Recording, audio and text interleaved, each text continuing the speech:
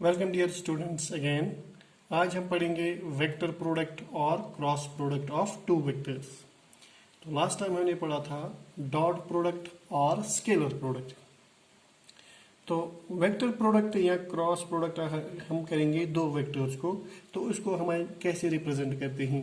Suppose मेरे पास है वेक्टर ए और मेरे पास है वेक्टर बी। इन दोनों को मुझे क्रॉस प्रोडक्ट करना है, तो मैं इसको ऐसे डिनोट करता हूँ ए वेक्टर क्रॉस बी वेक्टर। तो इसको कैसे पढ़ते हैं, ए वेक्टर यहाँ पे हम लिखेंगे cross B, A cross B, A vector cross B vector. ये इनका प्रोडक्ट होता है, लेकिन ये डिफरेंट है as compare to scalar product, यहाँ डॉट प्रोडक्ट। तो अगर हम देखेंगे हमारे पास है A vector cross B vector, तो ये होता है magnitude of A, magnitude of B, sine of angle between them, यानी angle between the two vectors N cap N. तो यहाँ पे आप देखेंगे कि लास्ट टाइम हमने जो पढ़ा था वहाँ पे था magnitude of A, magnitude of B, cos of angle between them. वहाँ पे जो डॉट प्रोडक्ट निकला था वो स्केलर क्वांटिटी है, लेकिन यहाँ जो क्रॉस प्रोडक्ट है दिस इज वेक्टर क्वांटिटी, और इस क्वांटिटी की डायरेक्शन है given by this unit vector, given by this unit vector. तो direction of A cross B, जो नया वेक्टर आएगा, जो नई फिजिकल क्वांटिटी आएगी, उसकी डायरेक्शन होगी एन कैप। और इस एन कैप को हम यहाँ पे कैसे निकाल सकते हैं, एन कैप ये होगा A vector cross B vector divide by magnitude of A, magnitude of B, sine of theta. तो ऐसे हम निकाल सकते हैं एन कैप।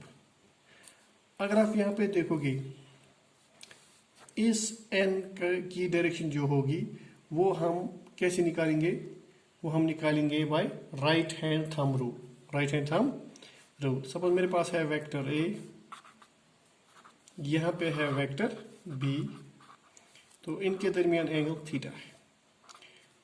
तो जो राइट हैंड थंब रूल है उससे हम कैसे निकालते हैं डायरेक्शन। तो हमें अपना राइट हैंड जो है इसका पाम परपेंडिकुलर रखना है टू दिस वेक्टर, ठीक है। फिर उसके बाद क्या करना है, ए क्रॉस बी, हमें ए टू बी जाना है, ए टू बी। तो जब हम ए टू बी जाएंगे हम अपनी जो फिंगर्स हैं उसको कर्ल करेंगे in the direction of A to B. जिस डायरेक्शन में थंब होगा उसी डायरेक्शन में होगी एन कैप। यानी अगर इसमें देखेंगे तो ए क्रॉस बी, तो यहाँ पे जो एन कैप है that will be perpendicular and upwards, ठीक है। अगर हम रिवर्स करेंगे B cross A, B cross A, तो बी क्रॉस ए तो यहाँ पे हमें नीचे जाना है, तो एन कैप यहाँ होगा डाउनवर्ड्स। यह हम स्क्रू रूल से भी निकाल सकते हैं, ठीक है। स्क्रू रूल से भी अगर हम एंटी क्लॉकवाइज देखेंगे तो इसकी direction out of the plane होगी, और क्लॉकवाइज स्क्रू हम क्या कसेंगे तो वो नीचे जाएगा, तो direction of the n cap will be downwards. So simple आप याद रखोगे अपना राइट हैंड थंब जो है राइट हैंड है उसका पाम आपको रखना है perpendicular to the plane of one vector.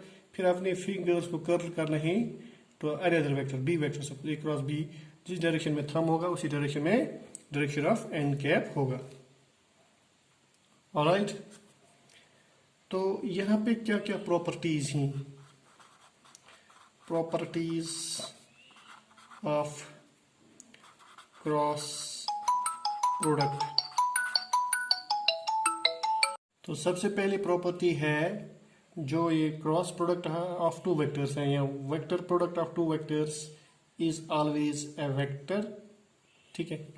So cross product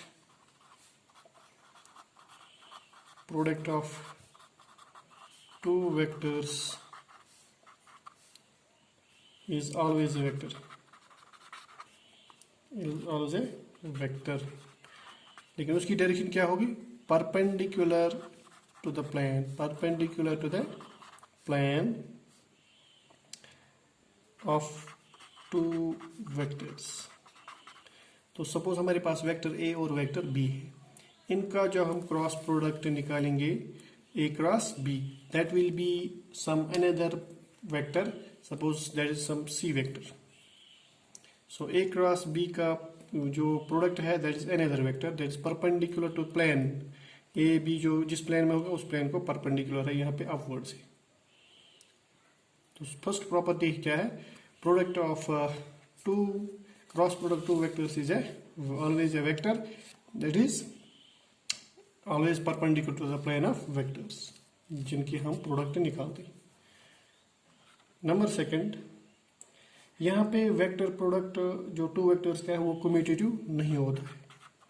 not commutative मतलब ये कि अगर हम A vector cross B vector निकालेंगे that is not equal to B vector cross A vector. अब इसका रीजन क्या है?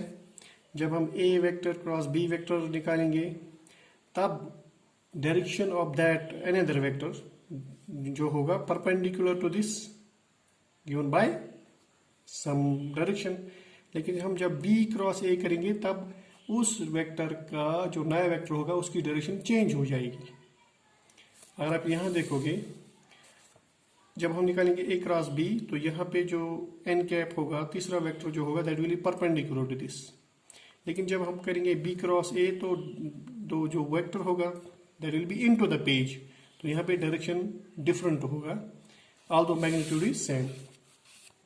Although a cross b whole magnitude will be equal to magnitude of b cross a. Magnitude same होगा लेकिन इसमें direction का जो वेरिएशन आएगा. So it is not commutative. Number third, it is distributive.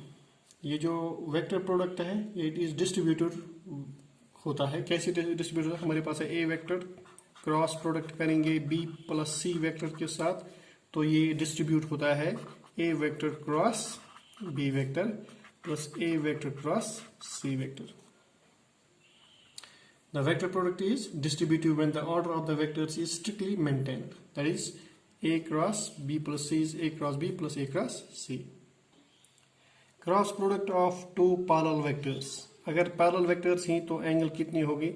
Angle 0 degree होगी इनके दरमियान. Suppose मेरे पास दो वेक्टर्स हैं जो पैरेलल हैं. ए वेक्टर है दूसरा है बी वेक्टर. तो हम कैसे निकालेंगे? A B sine 0 degree n cap. Sine 0 is 0 तो उनका क्रॉस प्रोडक्ट होगा 0. यानी cross product of two parallel vectors जो होगा वो होगा 0. तो अगर हमारे पास है आई vector cross I vector, I cap cross I cap, unit vectors का cross product that will be 1 into 1 sin 0 degree that will be 0. तो ऐसे हम निकाल सकते हैं j cross j this is also 0, k cross k this will be always equal to 0 because जो i cross i cap i j cap j ये क्या है? ये पैरेलल वेक्टर्स हैं. इनका क्रॉस प्रोडक्ट आएगा 0.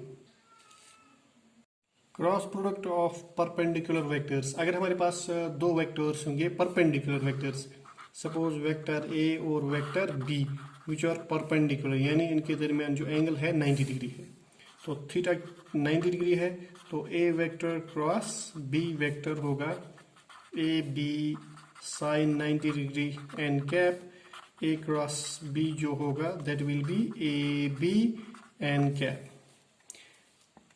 यानी magnitude of A cross B जो आएगा that will be A B, वो होगा मैक्सिमम.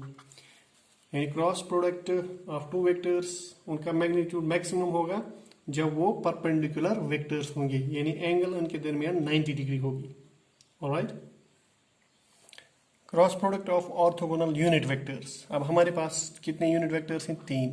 आई cap, J cap, K cap. आई कैप ये देता है डायरेक्शन अलोंग एक्स एक्सिस, जे कैप अलोंग वाई एक्सिस, के cap direction along Z axis.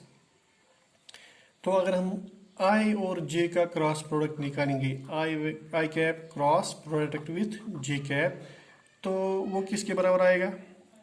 अब आई का मैग्नीट्यूड 1 होगा, जे का भी 1 होगा. अब साइन 90 डिग्री है इनटू एन कैप यानी आई क्रॉस जे जो होगा that will be n cap. ये भी 1 है.